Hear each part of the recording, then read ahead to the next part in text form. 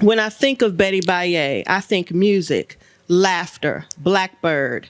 In my mind, I see the real life movie clips of her with Black Panthers and SNCC members. I see her typing and finding joy in the revolution. She was her daddy's boopy girl and she was David's Baye.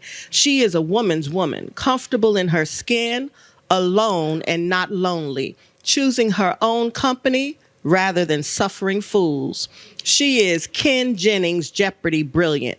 She knows a lot about a lot. She is Black Journalist Hall of Fame. She is a dancer. She is theater.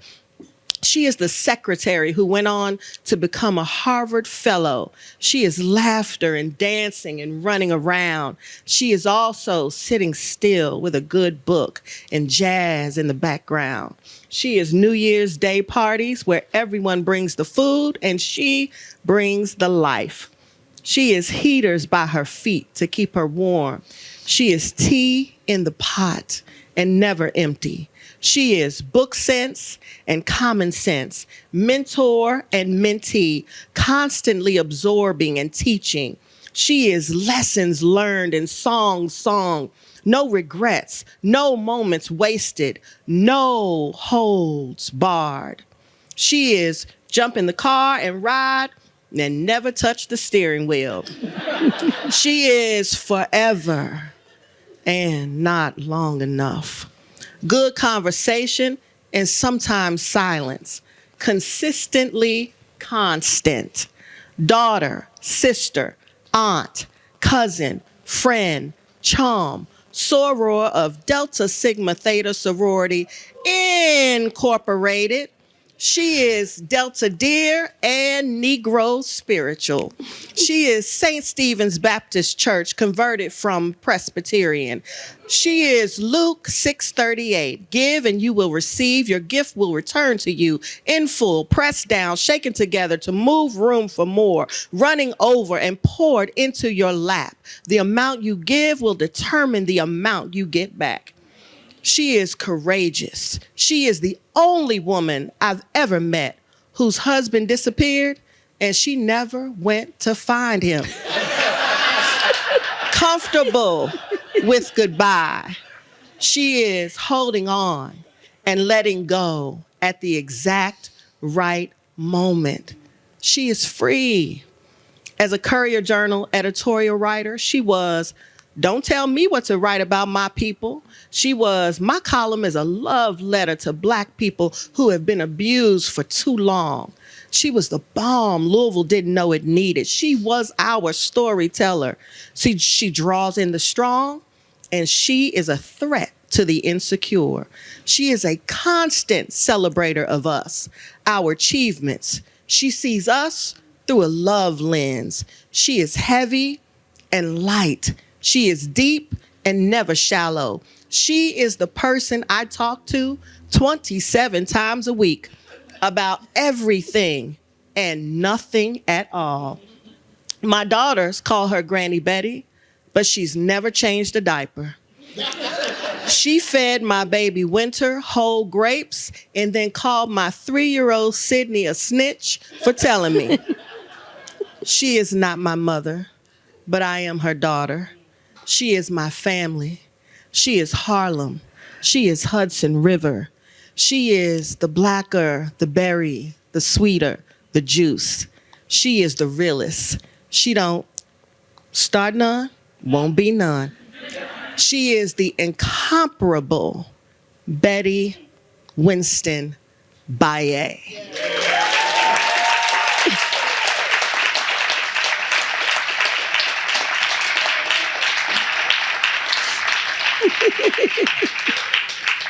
Hi, Betty. Good morning. Sadiqa said that she said that before, but maybe I didn't hear a word of it, but I heard it this time. And I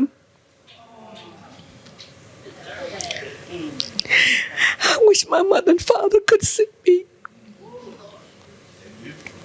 They do. I miss them so much. And for those of you who have your parents, you are so blessed. And I miss my mom. I truly miss my mother and my father. But, growing up in the projects in New York, I never dreamed of being a writer. I was a secretary. And my father said, if you put your initials on the letter, make it the best letter that you could do. And so a lot of things in my life, I happened upon the people that I know that now walk in history. And I always tell Sadiqa, sometimes I don't even tell people who I know or who I work with, because they don't believe you. That's why my mama said, take a picture, because they don't believe you. And, I never dreamed I'd live outside of New York City. I'm from New York. I was born in Brooklyn, grew up on the Lower East Side, and then I moved to East Harlem, El Barrio, as some call it. I never lived in a black neighborhood till I moved to Louisville, and I moved to Russell, because I always grew up with everybody. And so I never had this notion that white people were smarter than me and whatever, the things that they said, because I lived with them. I went to school with them. I ate in their houses. And I knew that some of them were extraordinary, a lot of them were average, and some of them was dumb as hell. And so it occurred to me that if they could, I could at least try. But I think about my mother and my father, and I think many of you may have these memories. You don't know where God is going to take you. Louisville was never on my radar, Sadiqa. I never dreamed that I would live anywhere. If my father was alive, he died the year before I left, I probably would not have come, because my father didn't want no Confederate monuments and all of that. He's from Richmond, Virginia, and he hated that. He hated that, and so he hoofed it to New York and met my mother, who came from Maryland. But Sadiqa, sometimes, and I think some of you will see this, you do things in life and you're just doing what you do. And one of the things about being a writer is that people would say to me, even no matter what I was happening at the paper, I'd go to church and somebody would say, girl, I really love that column you wrote. Because people think what you write, they just don't know how to say it. Yeah. So in a sense, you're not even being original. You're really telling the story. And when they wanted to name my column, I said, no, I want to write a love letter to black people, because I felt like we had been so beat up on, was so mistreated in so many ways. And I wanted to say, if y'all want to read black pathology, don't read my columns, because I'm not writing that. You can read that on the front page. And I just, just to even see you all out this morning after a snowstorm at 18 degrees or whatever foolishness it is out there, I am like, this is amazing to me. And I love you all. I see many of you, most of you are people that I know and my friends. And I just appreciate you coming, and I appreciate you, Sadiqa, for giving me this platform. And with questions, I don't know what you're going to ask. But I'm going to try to not cuss, because Kevin Cosby's my pastor. Although I can cuss. And I do cuss. A lot. I got that from my father, who said MF with a certain kind of specificity that you knew that it wasn't just random, And, and my daddy went to the 7th grade, and he read the newspapers. And I could just remember sitting there with daddy and him basically telling me I'm the oldest of 3. Basically that I could do anything. And I remember when I graduated from high school, can you believe, in 1963, and my daddy thought I hung the moon. I had a high school diploma. You don't know. I've been in rooms and places that they could only dream. And I would take pictures so they could see. Mm-hmm. Okay. Oh, I love people. No, my people. And I'm gonna give Betty a chance to get it together. We talk all the time about all of these things, and she cries all the time. And I say, Betty, please, I don't have time for you crying. I need to hear the story. I tell her all the time. and Please. tell me that I couldn't die because she I- was too busy. Well, tell us the. No.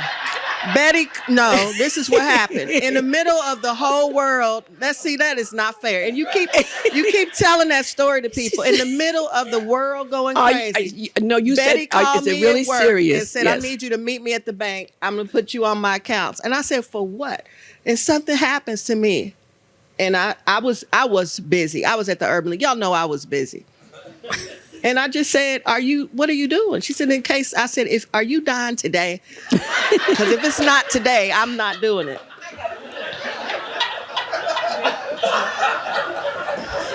She said that to me, so I didn't die. That was my way of postponing. All right, Betty, I want you to tell them the story about the typewriter, how you got your first typewriter. Oh, my first typewriter was a big clunker, and my father worked in the garment center, and he pushed the racks, the clothes on the street, and the company was doing something, and my father got the typewriter from me, and my father bought that big old typewriter on the subway, and we had to walk 4 blocks from the subway. My father carried that typewriter so that I could have a typewriter. And he did the same thing when I needed a steno notebook. I was studying stenography in high school. And my father gave me the money to buy the book. And then he walked from East Harlem back down to 34th Street or wherever his office was. That's how much he loved me. And I was determined that I was going to make that typewriter work. And I did. I typed letters, and I was good at it. I was a good secretary. I was good. I didn't want to be the star, but I knew that I could back up some people because I could type, and I could take stenography, and I did it at so many levels. So that's how I got my first typewriter. Was that my daddy carried it from the subway. He'd bring the typewriters, and then he'd bring all the newspapers that were in New York at that time. And he would talk to me about things that he never saw, and we would talk about Egypt, and we would talk about World War II, and he would tell me about, Hitler and all of that stuff. I was born in 46. And I thought, Daddy, we're having these conversations, you know what I'm saying? And I remember when I went to Paris for the first time, I was running down the Champs-Élysées, and I said, oh my God, look at that. Look at that. My daddy showed me that in the pictures. And I thought that I could, that mean my daddy. And my mom and dad, I think before I was born, they were happy. Look at them. But I mean, it just goes to show you that when you got a daddy, and a daddy that wants for you, that wants you to be something and tells you all the time how smart you are, it makes a difference in your life. So even though I grew up in the era when people didn't think that little dark-skinned girls were cute, my father said, you're beautiful. So I didn't have a lot of the complexes because I really thought I was like cute. I really did. Because my daddy told me. If my daddy told me, he ain't gonna lie to me. He gonna say, you cute. So you talked about using those secretarial skills and backing a lot of people up. Tell us who you've backed up. Oh, well, when I joined SNCC, I gave my typing skills to the movement. You understand? When I was up there and rap needed something, or Stokely needed something, or Jim Foreman needed something, baby, I was a typing fool. And when I worked for the National Committee of Black Churchmen and they did the Black Declaration of Independence, I typed the first copy of that. I typed the draft. And when I went to OIC, What's OIC? Opportunities Industrialization Center, which was started by Leon Sullivan and some other people. And I worked in the New York office for the executive director. And the thing that's so wonderful about Calvin Presley, my boss, I was very Afrocentric. So I had all my rag on my head, my clothes and stuff. And we're trying to help people get jobs. They like, there's Calvin. Oh, she's showing old husbands and everything. Where's Calvin? Whew. Whew, I'll come back to him.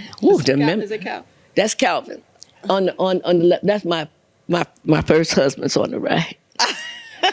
So Calvin is smoking? No, that's Brian. That's okay, the first that's husband. Yeah, that's Calvin over there. Calvin. But when I worked for Calvin Presley and OIC, we were helping people to get jobs. And Calvin and his wife, they took me shopping and bought me a whole wardrobe. So that was in Calvin's office. I think that's 1970 something. Use that mic. 1970 something. But I was just I thought I was so cute. I don't know what. You were cute. Because my daddy told me, and I was just like, okay.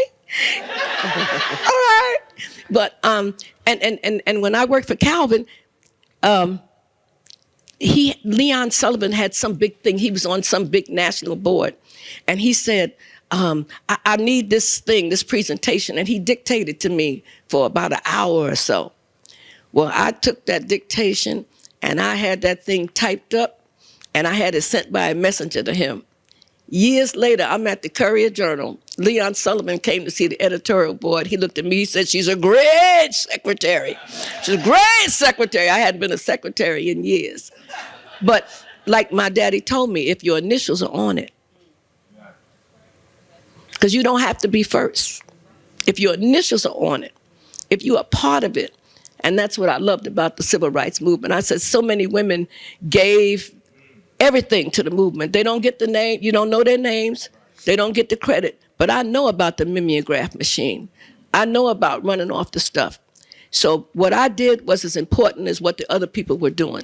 And that's what I try to think of things, to think that you may feel like you're a scrub in the forest, but the person that's on top appreciates you, appreciates what you do. And so I did a lot of typing in my day. I can't type too good now. The fingers don't do what they need to do. But honey, I had the skill, the stenography skill and the typing skill. And those are skills that you can use. And Calvin paid me a lot of money. I made more money working for Calvin than I did when I became a journalist. Because the first job I said, they really think I'm across the bridge? For how much y'all paying? And so it took me a while to get settled, but I made more money before I had 2 degrees than after I got my degrees. It's so interesting. But I had to start all over again. I had to be a baby again and work for people who were younger than me.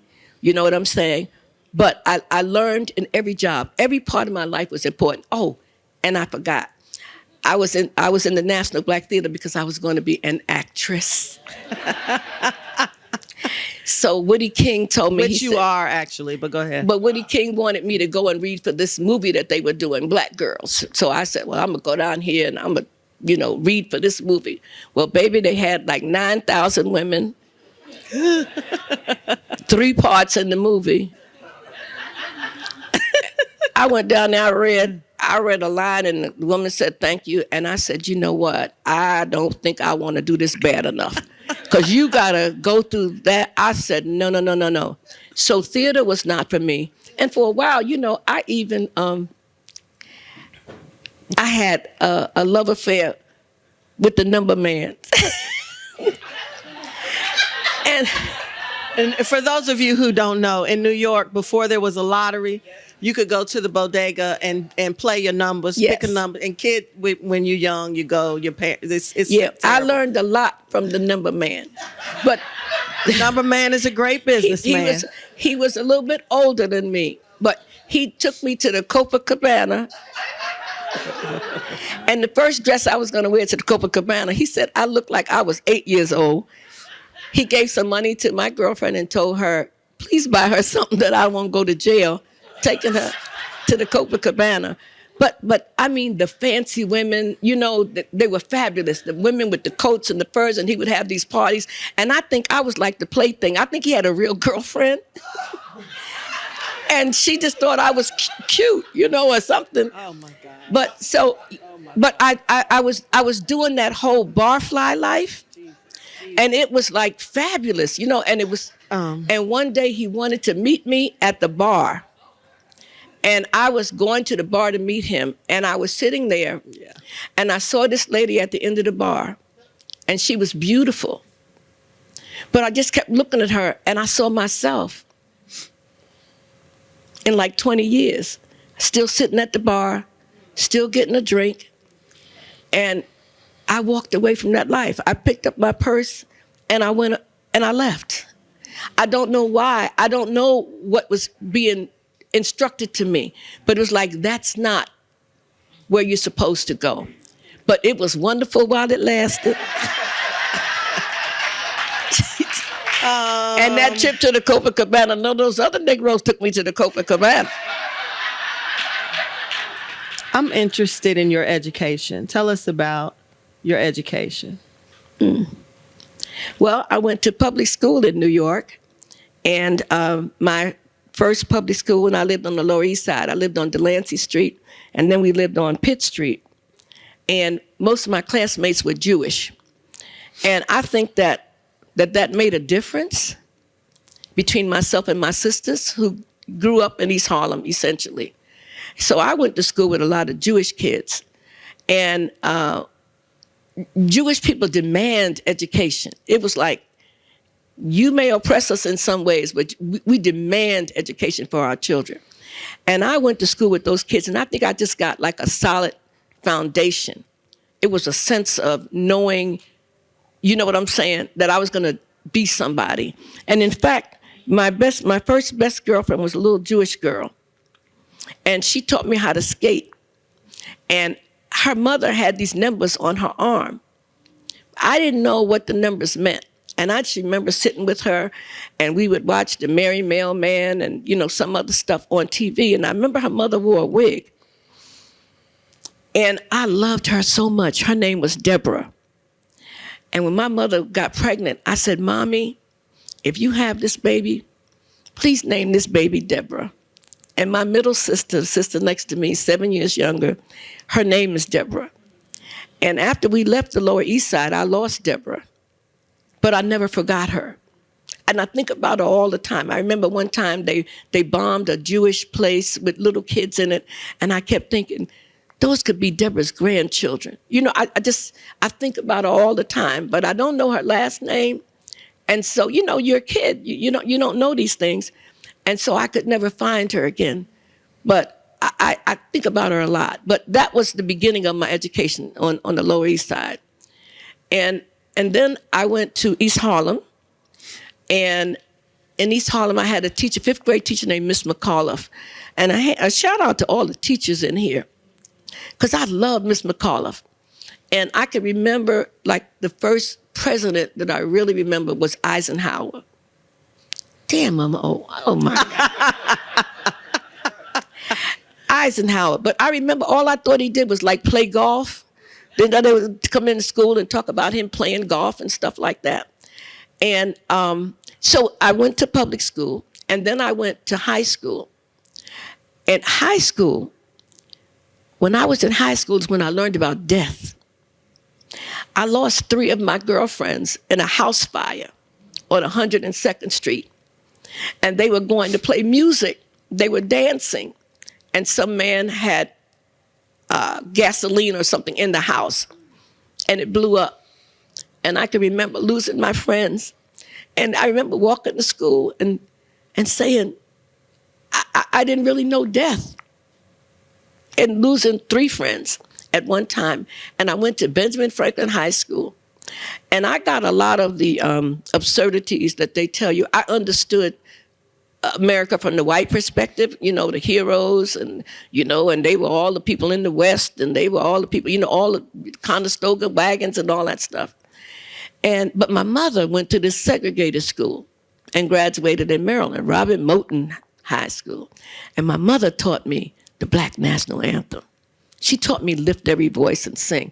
She told me about the Black poets, because in her segregated school, they were stars. And so I was glad that I had Mommy, who had that segregated education that taught me about Black people. But it's hard for me to believe that Paul Robeson was in New York City when I was going to school. Nobody mentioned his name. Wow. They never mentioned his name, that these people were alive and they were nearby and they were in my community and nobody mentioned their names in school.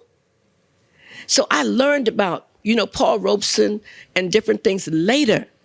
But I really got my education later. But then I went from high school to the secretarial pool, and from the secretarial pool, all these different jobs and stuff.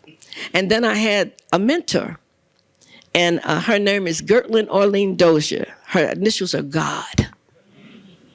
She was a God in my life. She's 93 years old.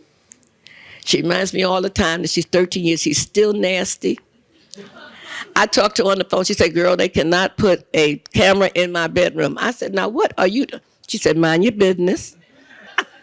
She's still the same. And she was another one who inspired me because she got that Bajan background. And West Indians believe in education too. So that West Indian part of her came out and she said, well, when you grow up, you're going to be a hell of a woman. Well, of course, in my ghetto splendor, I said, I am grown. I don't know why she loved me like that. But she talked to me for 7 years. And finally, I went to college. And I took this one class. And I wrote about going down south because I had never experienced that kind of segregation that black people talked about. And I can remember my Uncle Joe driving us down into Florida. And I wrote about it, and they gave me an A. I said, oh. They gave me an A. I said, oh, I can do this. So then I took like 2 classes. Then I took 3 classes. And I kept going. And every time I would make another thing, Lynn would give me a book. And she introduced me to, she was in the Pan-African Studies, but it wasn't Pan-African Studies. It was when they were creating them, Ricky Jones. And I met Lynn Jeffries, and I met Alex Haley. In fact, I did one of the last interviews with Alex Haley before he died. And I went down to his place. I did it for Essence Magazine. And I met all of these wonderful scholars. They came before Columbus. I would just sit up there in the meetings and go, shit, we can do this. You know what I'm saying? I just met these scholars, and I would just be like lapping it up. And Lynn said, that's why you need a degree, because I was all up in the conversation. Well, what did they say? And why did they do it? Because when you're young, you know everything. And when I got my degree from Hunter College, my last semester, I'm in my last semester of college, and I had this professor, James Aronson, who was one of the founders of the National Guardian newspaper. And he would tell these stories about, what's the man that was messing with everybody in the 50s? You know who I'm talking about. McCarthy. He would tell the stories about McCarthy. And for some reason, I would sit up there and start crying. And he said to me one day, he said, you ought to be a journalist. I'm like, journalist? I don't know nothing about journalism. I remember I loved to read the papers with my daddy, but journalism was not something that I dreamed about. He said, well, I want you to apply to Columbia University. Now, you got to understand, one of my first jobs, I worked down the street from Columbia University. I never even went in those gates. So I'm just walking by Columbia University, going to the subway or whatever, never dreamed that I would go there. And somehow I got accepted. I was one of the oldest people in the journalism class. I learned everything about journalism right there. But I knew that I wanted to tell stories. And I remember this man said to me, he said, do you think that you could be objective when you cover black people? And I'm like, no, everybody knows only white people are objective. I mean, Columbia just got this money. I assume that I can tell a story. And, and I thought, I bet you never asked the Jewish reporter whether they could cover Israel. Nothing. And then years later, I'm at the Courier Journal, and I am in a stinky mood because this woman that I worked with, this little reporter, couldn't write her behind out of nothing. And they made me an editor, and I really didn't want to be an editor. But anyway, and so she said, somebody was in the bathroom, because people tell stuff. They were in the bathroom talking about me. You think she'll get a Neiman Fellowship to Harvard? She said, oh, please. Oh, please. Well, baby, when I got the fellowship, I laid on that witch's desk and said, woo, I'm going to Harvard. And honey, I said, when I went to Harvard, they interviewed me for the fellowship. And after they interviewed me, I came right out of the room and fainted. Are you serious? I fell out right there. They had to lift me up and everything. Because I wanted it so hard, so bad, that I was just talking. And when I came out, I was like totally exhausted. I must have been whatever. And so I got into Harvard and I had a fellowship. So I have a bachelor's degree, a master's degree, and then Kevin Cosby and I fooled around at Simmons College and gave me an honorary doctorate. Hell. And, you know, I'm telling you, when I think about my parents and where they came from, you know, like, girl, I was sitting up in the White House. Look, in the White House from East River Projects, okay? And, you know, the president's chair is taller than the other chairs in the room. No, we don't actually know. Well, the president's chair is a little taller than everybody else in the room.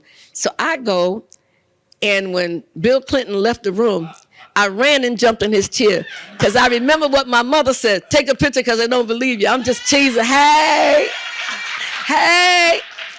And I'm thinking, Daddy, can you see me? Can you see me, Daddy? I'm in the White House. You know what I'm saying? I'm cruising down the Nile. I'm like, Daddy, can you see me? Mommy, can you see me? Can you see me? Because even though my parents had been dead for a while, I still want to please them. I want them to be proud of me and proud of what can happen in one generation to the next. And that's why you know that when you deal with young people, you may not know what the end is going to be, but young people are the future. I was somebody's young people. And I wanted to make sure that I did that because young people have the energy. They are the revolutionaries. You know, I never thought about anything. Now I think about, ooh, can I walk? If they knock me down, can I get up? You know, you don't want to be thinking all that stuff when you out trying to win the battle. So yeah, you know, I got an education, but I think my education came even before I had education. Just because I grew up with them up South Negroes that migrated to New York. And let me tell you something. In days like this, when it's cold and there's no food, I can remember us sharing food. You got meat, I got this, I got that. And they would put together a meals. Black people were communal, the way I grew up. They came down south, they were communal. And it was a wonderful thing to grow up among these up south people. And they didn't have, many of them, little to no education. But what they put in me, their strength in saying, we came through this, and they had names for the jobs they had. There was Fish Bill, you know, if he worked in the fish place, you had somebody else work, you know, wherever you worked, that was your name. But those are the people that I grew up with, that first generation Negroes moving from the South, coming to New York City to something that they did not know. And it took me years later to learn how courageous that is, to go from everything you know, people you know, and to say, we're going to come here and we're going to do something. Betty, how many presidents have you met? Well, I met Baraka. And look, I got a picture of me cheesing with Baraka. Baraka? Yes, honey. Barack Obama. Why are you saying Baraka? I don't know what I'm saying. I don't know. Okay. Yeah, okay. I'm just like, Barack Obama. Are y'all on a nickname level? That's what I was trying to figure out. I'm sorry. Go ahead. Yeah, he's my friend. Okay. And Bill Clinton. Okay. I've met Joe Biden many times, who's a nice guy. And I think it's Joe Biden Clinton. But, you know, in my job, I never dreamed, you know, I'd be talking to governors and senators and like, well, you know, what you doing and what you about? You ain't about nothing? Okay. Supreme Court justices? Supreme Court justices, Stephen Breyer and Sandra Day O'Connor. How was that? That, you know what? That was amazing. But what was so amazing was Elie Wiesel. Meeting Elie Wiesel was like him and, you know, the boy who died, who y'all talk about a lot. who wrote the book. You need to tell him. No, he died. John Lewis. For me, John Lewis and Elie Wiesel. Who is Elie And Elie Wiesel? Wiesel was the Nazi hunter, and he was a Jew. He was so just mellow. It's like when you know that you know that you know, when you know what you got to do, it was like God to me.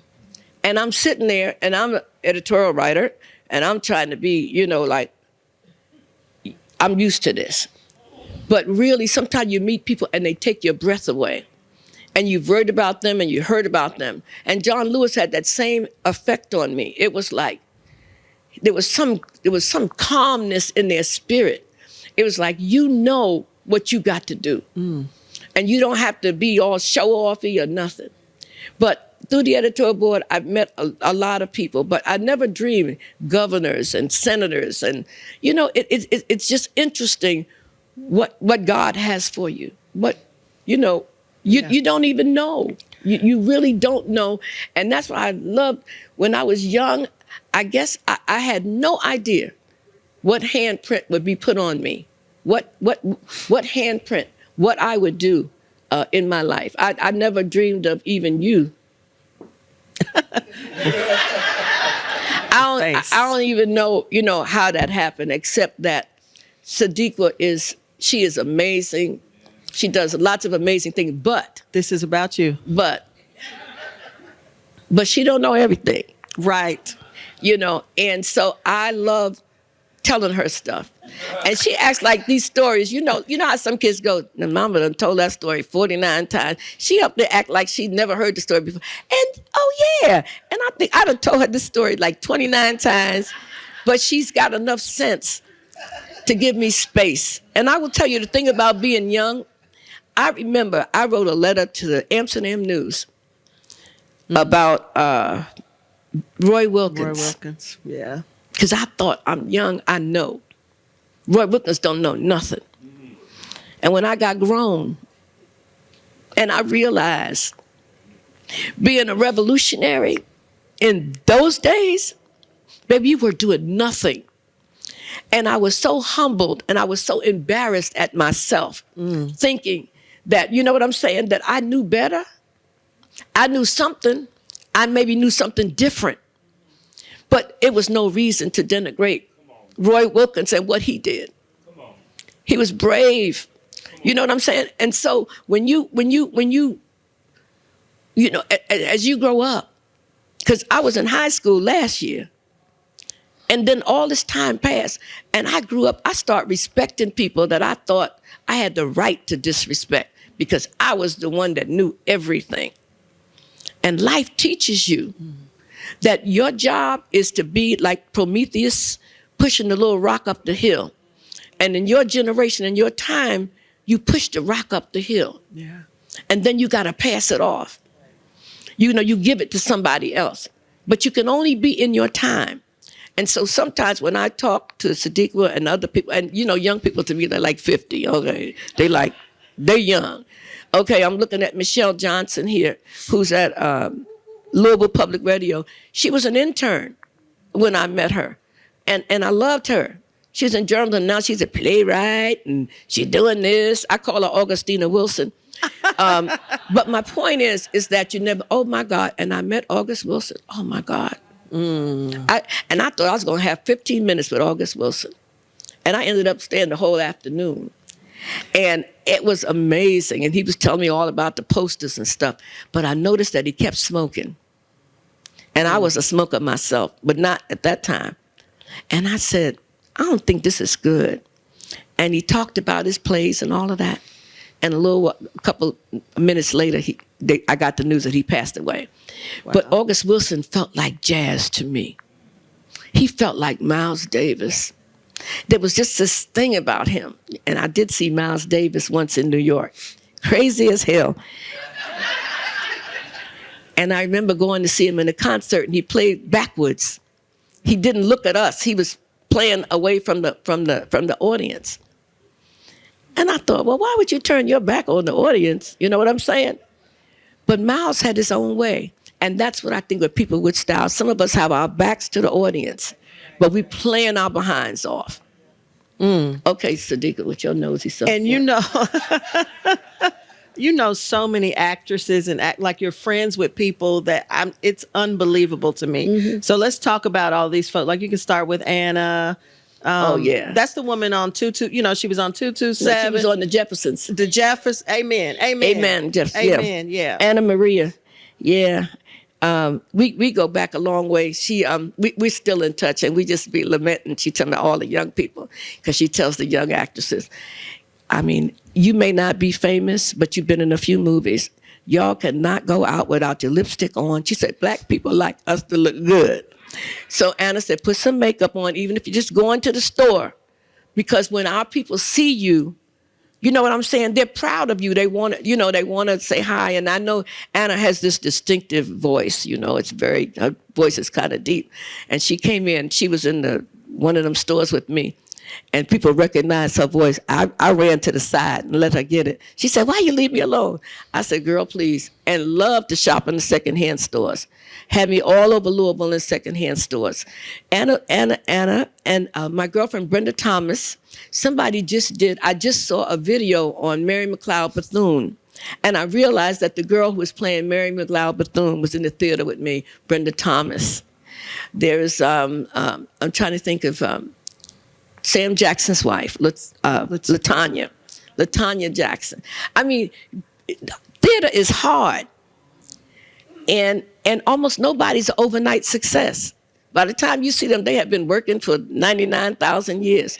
And that's why I didn't really follow up on that. But when I see Sam Jackson and some of those folks back from New York, even Driving Miss Daisy, what's his name? Morgan Freeman. Driving Miss Daisy. Morgan been around 1,000 years before they decided that he was a star. But in the theater, you were coming all together. And one of the plays I remember, the National Black Theater, when they did the Day of Absence and all the Negroes disappeared. Negroes just say, we ain't going out today. We ain't doing nothing. And you think about those things now. I think about Rosalind Cash and her brother, who I worked with. So many of them have gone on. But I loved the theater people. I loved all of that. It wasn't for me, but it was for somebody.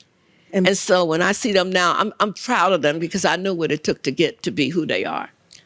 Was it your first or second husband that disappeared? Well, my first husband was your young husband. My girlfriends were getting married, so we got married. And my father, I remember my father said, "Boopy girl," he said, "Are you pregnant?" I said, "No."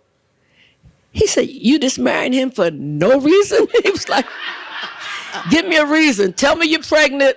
You're doing something. I'm late for my wedding," because my father is telling me, "What are you doing?" He said, "Now look, we done bought all this stuff. We can tell the people we're having a party. You don't have to get married." And plus, Brian was very fair, and he had like blue eyes. And my father's like, And what about the second? And the second husband, that was my intellectual husband. He wrote dialectic on a napkin, and I thought, oh, he's so deep. And I fell in love with his intellect. And what did he do for a living? He had an art gallery. He represented prison artists, and he had been in prison. He was a bank robber. He was a bank robber. I don't know why that took so long. Go ahead. But he was a writer. He was like he learned revolution in the prison. But and it was a lovely, lovely marriage for a while. But my daddy never liked him. And then my grandmother said, well, he had his name was Tony, but he had an African name. And my grandma said, how you pronounce that name?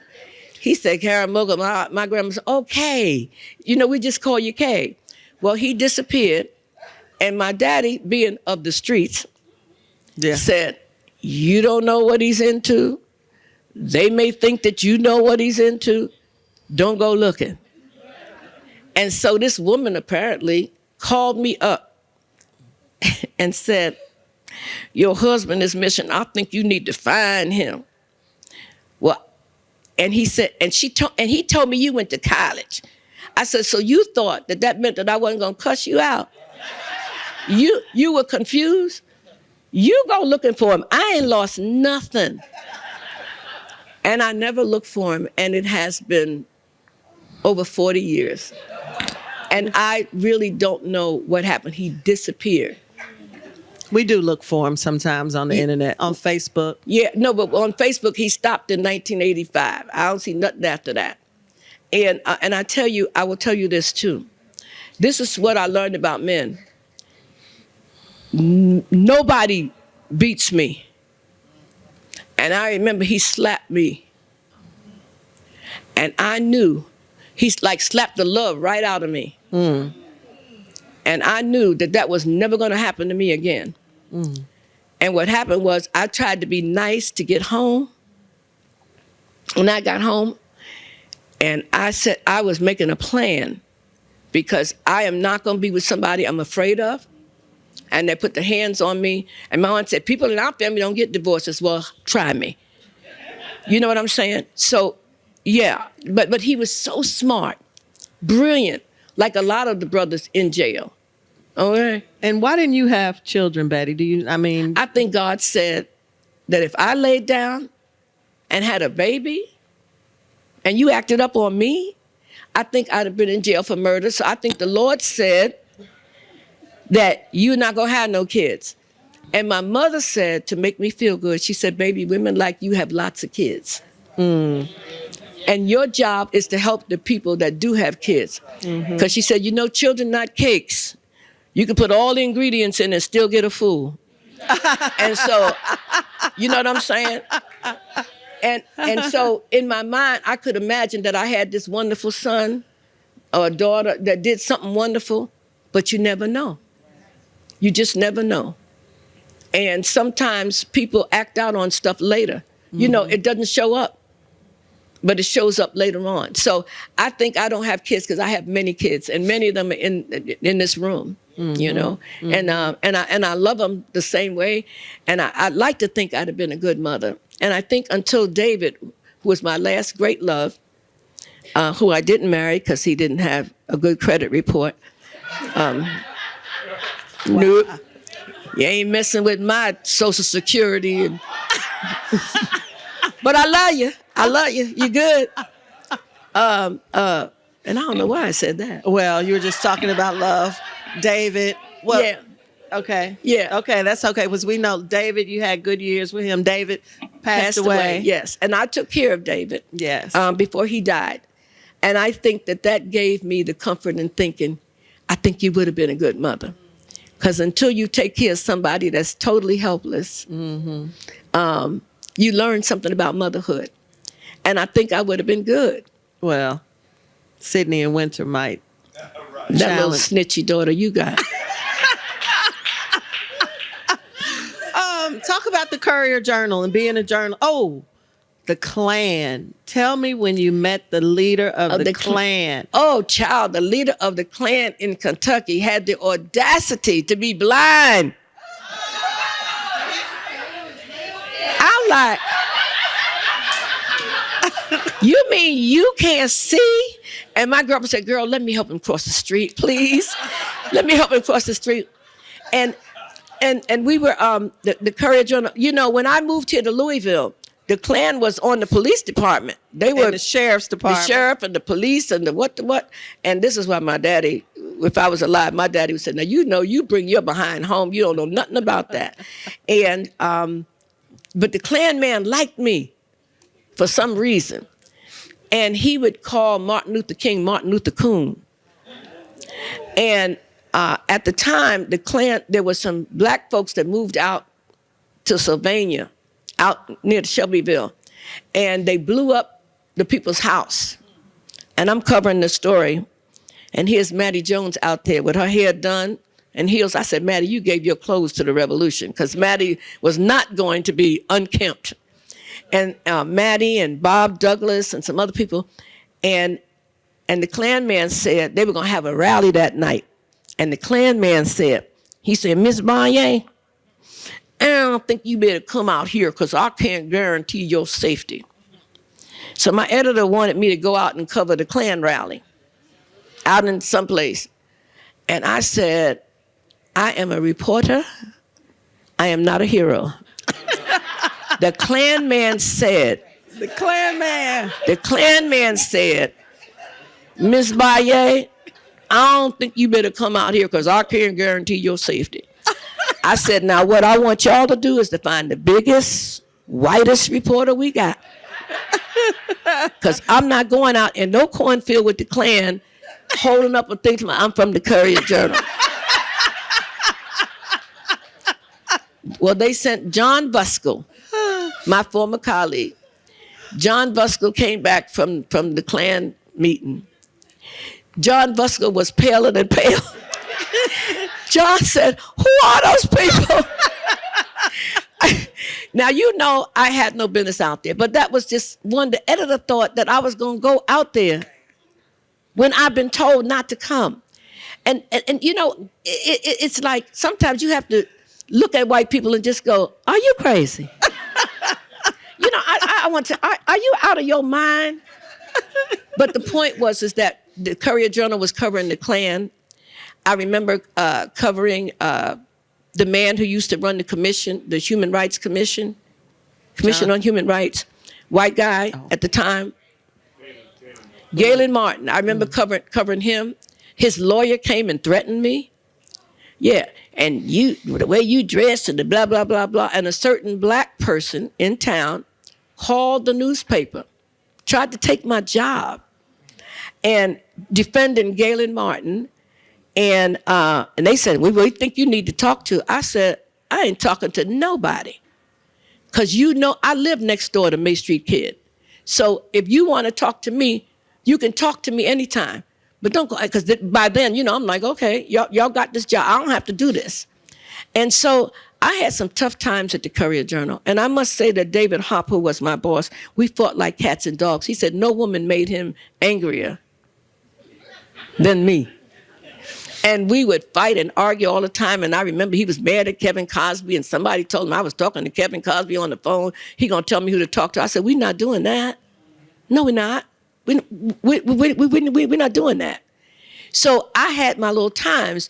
And like I said, when I was going to Harvard, I was having a breakdown because I was gonna kill somebody at the office. And I remember my mother, who'd never been in a newsroom, she called me, she got me counting backwards on the phone in the middle of the newsroom. 10, 9, 8, because I'm about to sling this witch across the table. And my mother is saying, if you do that, she wins. If you do that, she wins. She said, it's your career. And here she is, unable to guarantee anything. I guarantee you, baby, you will see them walking out the door. That is your career. That's what you went to school for. And my mother talked me down. And the editor said, well, she's afraid of your voice. I said, now, let me get this straight. She's afraid of me in the office, and she is a reporter supposed to go out in the street and cover the stories? So how is she going to be covering people on the street? And like I said, you know, God just has a way of fixing things. Yes. And I think you don't even get your parents by accident. Yes. You know what I'm saying? It's like God chose you to be that person's child, and they give you something that is so invaluable. I was laughing about Alice Houston. I saw Alice Houston in the restaurant one day at the top of the Galt House. I saw Alice, and then I saw all these children behind her. They were her grandchildren. I said, Alice, how many grandchildren you got? It was just like they just kept marching in. And I said, she just had a whole, I don't think it was a party. I think they was just going to lunch. It was just a bunch of grandkids. Alice and Wade got a lot of grandkids. They do. And I just thought, you know, you just never know. Nothing is accidental. Yes. So those babies are not here by accident. Yes. They belong in that family. They don't belong in nobody else's family. That's the family they belong in. That's right. And I just think that I keep saying God because I know God had to plan this. I have no idea why I'm up here on this table, while you're out here after the snowstorm, the blizzard, why I'm sitting here with this one here. You know, you just don't know where God is going to take you. But you had to be prepared. Like I said, you had to be prepared. Yes, with your lipstick. With your lipstick on. I don't always wear lipstick. Betty gets disappointed. If you all see me out, you know I don't.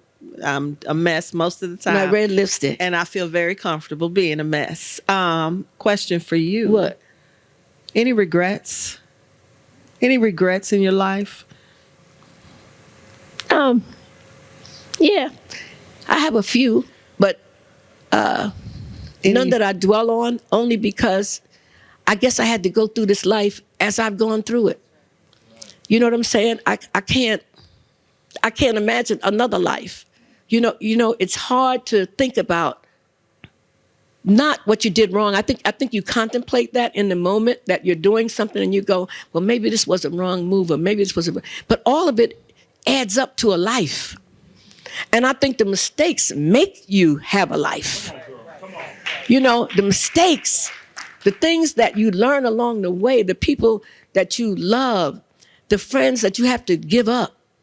Because sometimes everybody ain't going on that same train with you. Yeah. They are not going on that train. They don't want to go. They can't go. And you learn how to love people where they are. Yeah. You know what I'm saying? And say, hey, girl, how you doing? A couple people here I used to love, you know, to death.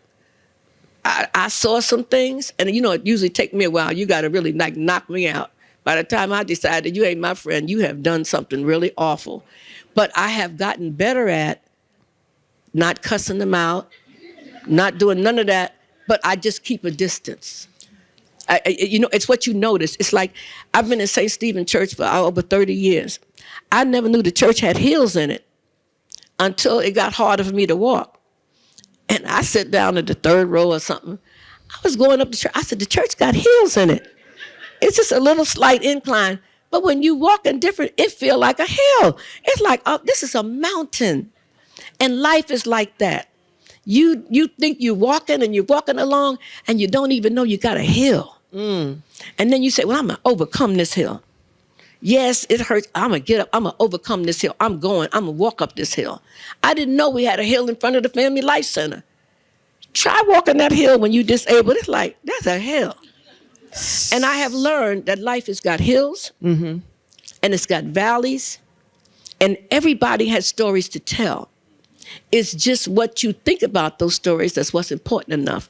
And I think that, you know, older people, we can't fight like we used to. Like, you know, I think about Raul Cunningham on his cane and stuff. At some point, you ain't marching no more.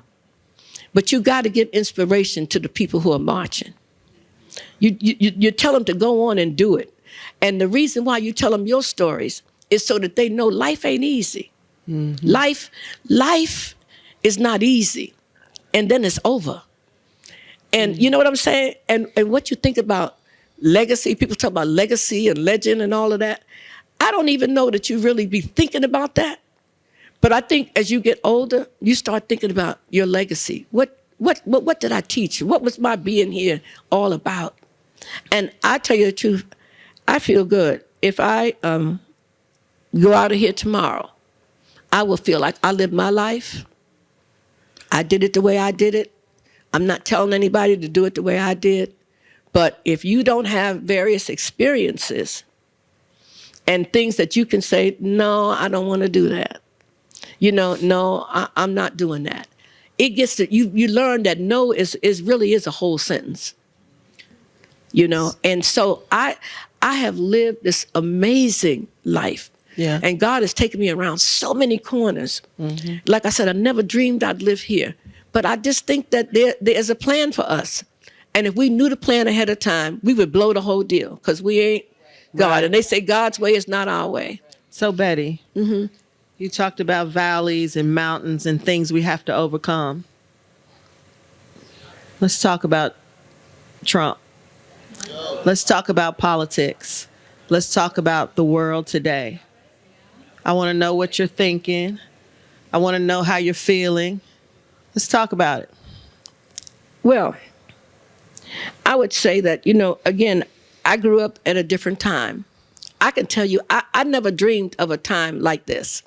I don't understand. And see, we New Yorkers, we knew who Trump was. We said, we tried to tell y'all, he wanted to be a part of the New York elite.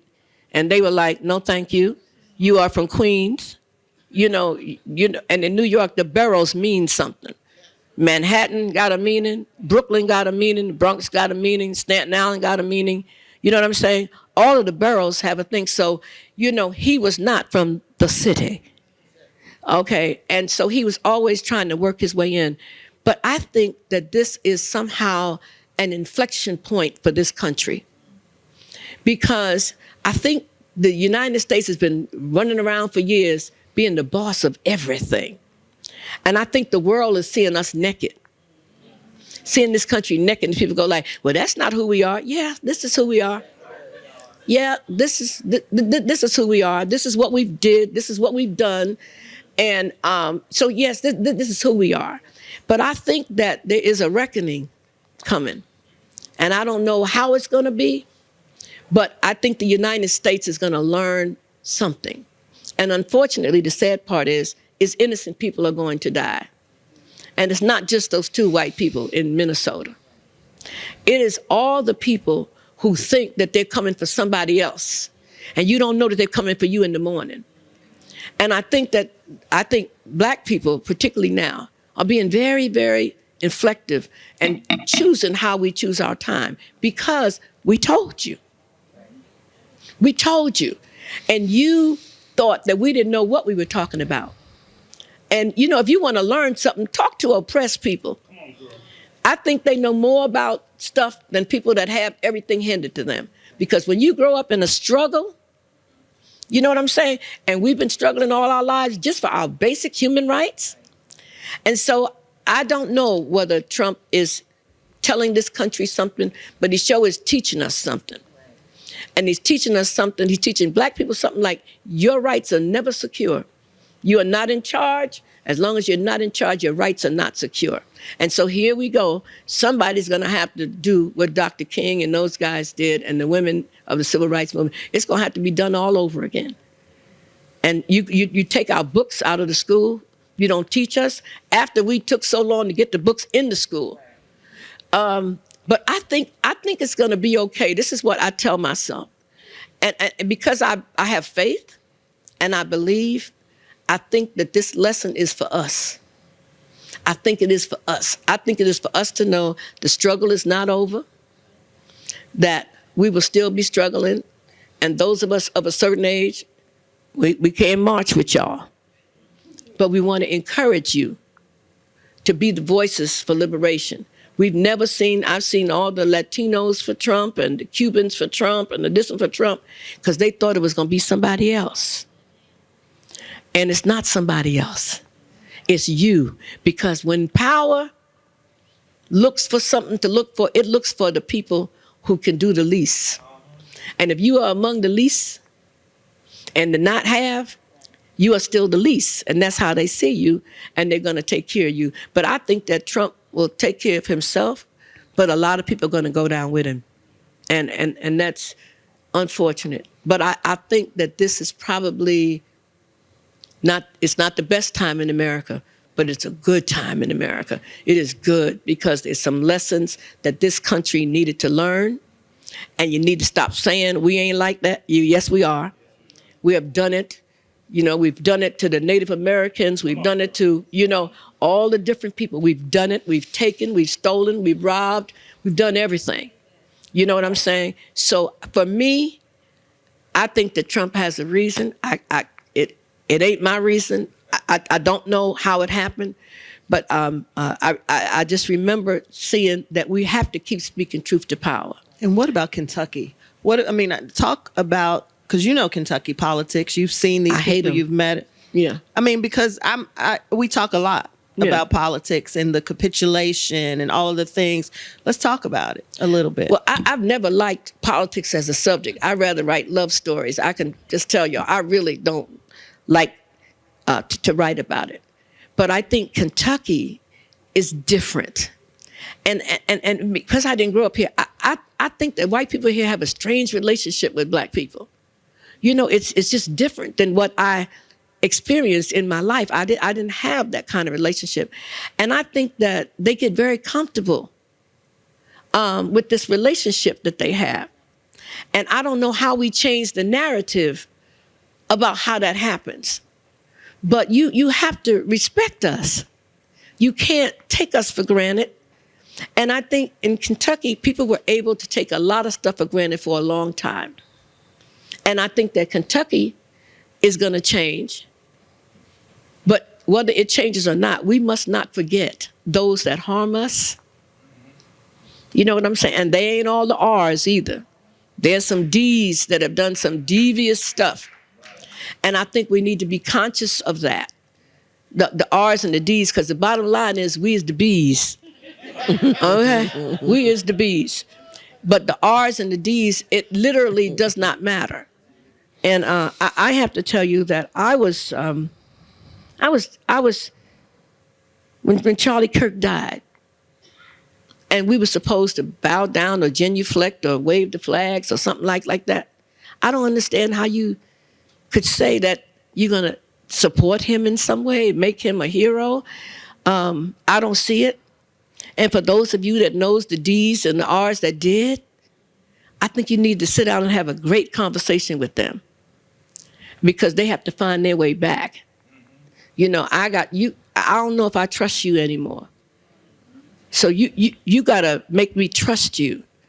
And that's sort of, what I think, without, naming names, because, I ain't trying to name names. Y'all know who I'm talking about. But anyway, but the thing is, Sadiqa, is that politics are here and people have to deal with it. But that was never what I wanted to deal with or to write about. I just wanted to write about us, and I wanted to write and say how we love, how we celebrate Christmas, how wonderful we are.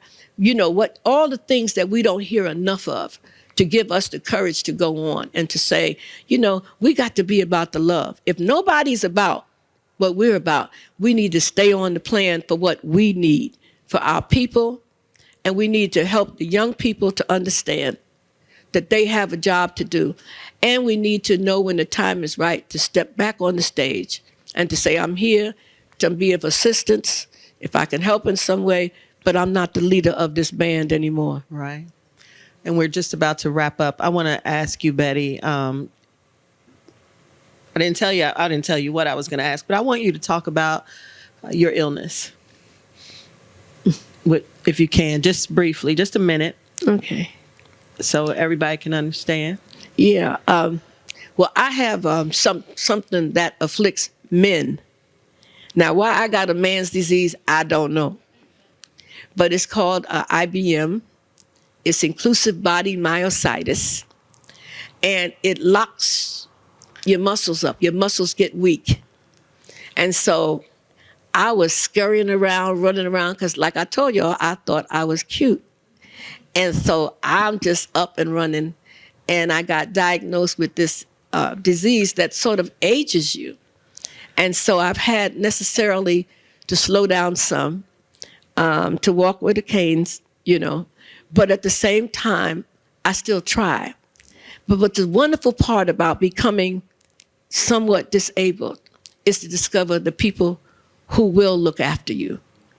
I am so amazed. I mean, in the storm, who brought food, to my house, who called, who said, I never felt alone. And I think that sometimes how you end up as an old person, how you lived as a young person. Y'all ain't do nothing for young people, they ain't doing nothing for you. Okay? But I had so many of my younger friends. Miss Betty, you need anything? You doing anything? And then some people say that I get more crippled when I get around the young people. I go, I can't. And especially when I see a cute young man, And I want to say, we were in D.C. years ago, and Betty had a cane and couldn't walk, couldn't do anything, couldn't get across the street. We had all the best seating, and then there was a party. You couldn't find a cane. She always finds the strength to dance. Always finds the strength to dance. And I'm going to keep dancing. Yes. Until I can't dance anymore. And because I can hold on to the cane. Yes. And still do a lot of the stuff that I used to do. But I tell you what, I never dreamed, and some people can relate to this, can't even imagine being 80. You know, like, I don't know what happened. It was like I was fly. You see me? Look at that. You was fly. I was Still fly. fly. But I'm saying that life has a way if you live long enough. And who them people? Oh, we got all kind of pictures up there. Okay. Look at me. Fly. Yeah, I had my Diana Ross wig on. Look at me. Hey. 11:59. Huh? Is there anything you want to say before we leave? You have 30 seconds. No, I just want to say, I want to thank you all for coming. Use that microphone, ma'am. I want to thank you all for coming. I don't know if I said anything that changed anything to help you know me better, because this was just an extemporaneous conversation. Some of the stuff was not in chronological order. But I just want to say that if you're young and you're blessed, you're going to live to get old. Have some knowledge, try to gain some knowledge that you can share with the young people. And if you're older, just to say, I have done this, I have done that, and I can give it to you. I can give it to somebody else. This has been so interesting to me, just doing this thing this morning that Sadiqa didn't let me eat ahead of time.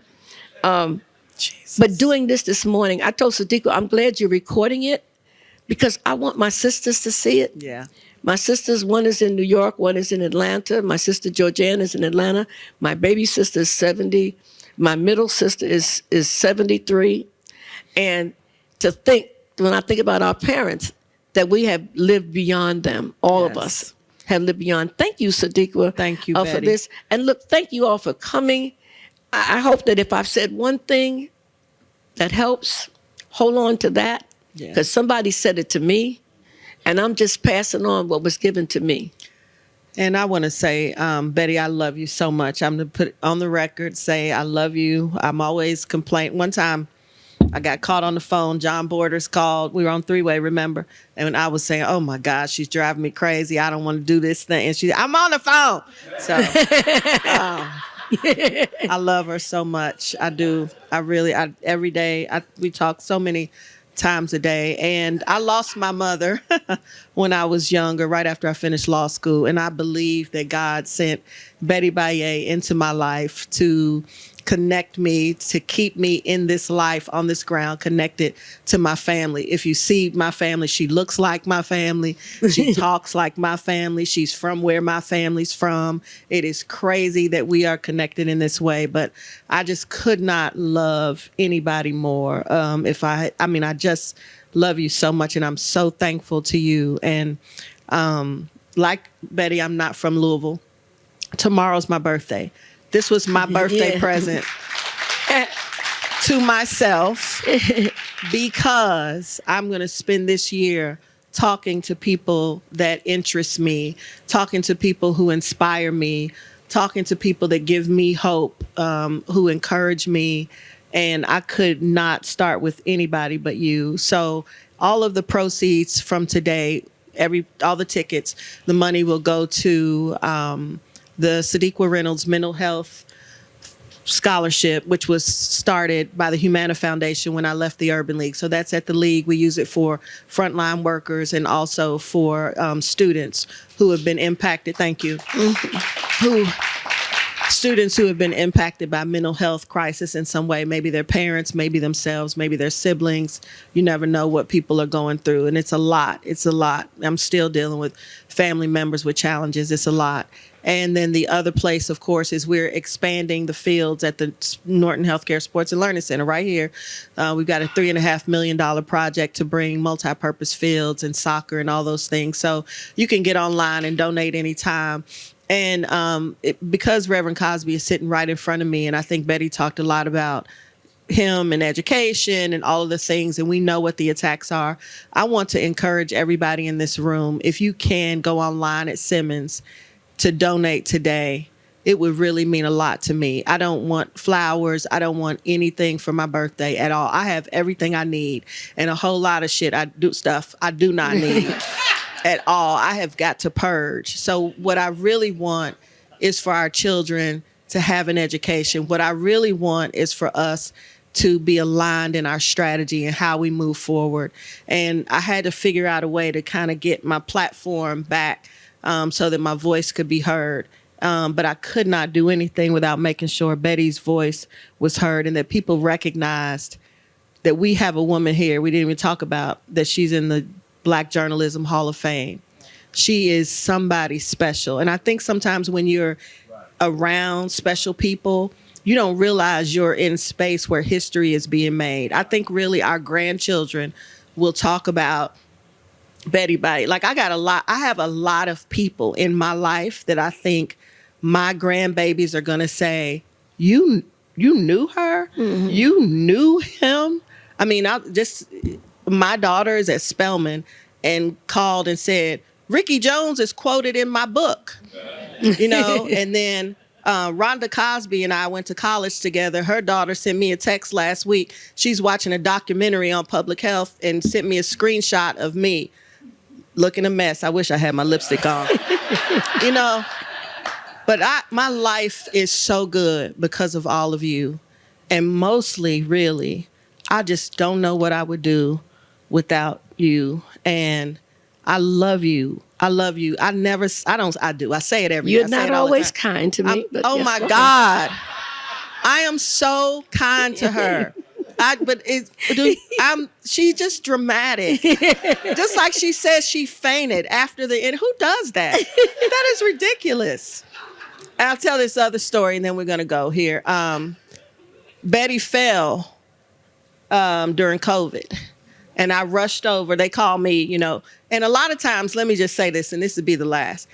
Betty doesn't fall. A lot of times Betty is at a party, and this is true, and she's dancing and she hits her emergency button. And so they will call me and say, Betty has fallen. I said, no, Betty's at a party. I know where Betty is at the Melwood Arts Center dancing, and she done hit her thing, and now they calling disrupting my night. But during COVID, she really did fall. I really did fall. But her purse was down there, her phone. I think she was lonely and wanted me to come over and visit. Like I had to go over in the blizzard the other day because she was just going crazy on the phone because she was trapped in the driveway. I'm like, but where are you going? And where do you need to go? But I went over. But anyway, I love you. I'm thankful. Don't say nothing else. It's over. Thank you all so much for celebrating with us. Thank you. We're doing this for the whole year. Betty Baye!